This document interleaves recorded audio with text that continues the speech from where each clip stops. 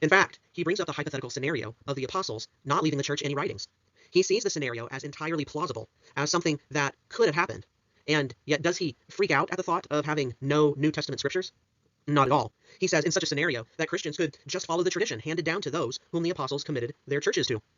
Now, some Protestants try to argue Irenaeus is here just engaging in a thought experiment, that the church and apostolic tradition are what we'd have to rely on in the absence of New Testament scripture, but that since we do have New Testament scripture, we don't rely on the church and apostolic tradition, but on scripture alone. But that's not what Irenaeus actually says here.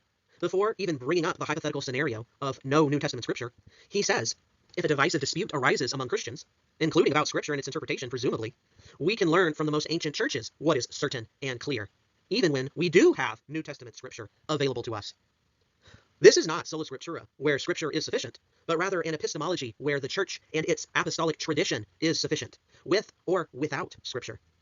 That this is Irenaeus' point becomes even clearer when he goes on to talk about barbarians who become Christian without the benefit of any scripture because of apostolic tradition.